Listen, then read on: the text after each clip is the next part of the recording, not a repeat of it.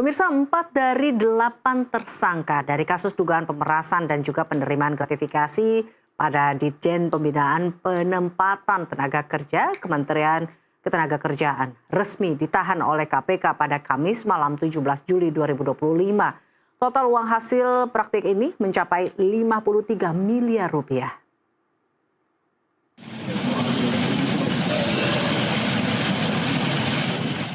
Komisi Pemberantasan Korupsi (KPK) akhirnya menahan 4 orang tersangka dalam kasus dugaan pemerasan dan penerimaan gratifikasi pada Ditjen Pembinaan Penempatan Tenaga Kerja atau Binapenta Kementerian Ketenagakerjaan Republik Indonesia.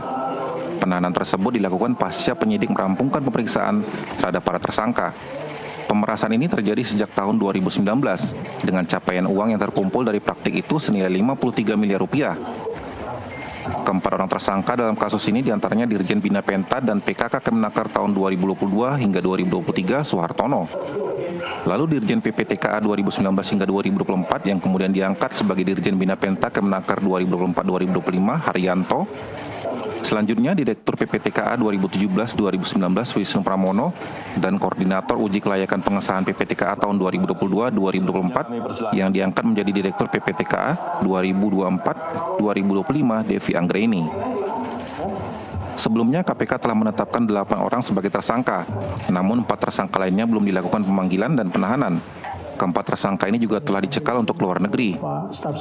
Dalam proses penyidikannya, para tersangka ini telah mengembalikan uang hasil dugaan tindak pidana itu ke KPK, sejumlah 5,4 miliar rupiah.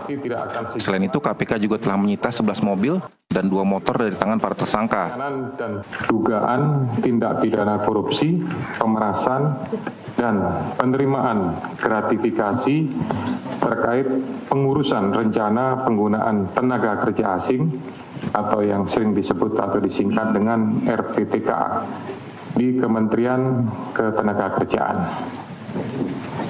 Jadi berdasarkan kecukupan bukti pada proses penyidikan yang sudah dilakukan oleh para penyidik, hari ini KPK melakukan penahanan terhadap 4 tersangka dari total 8 tersangka yang telah ditetapkan pada tanggal 5 Juni 2025 yang lalu.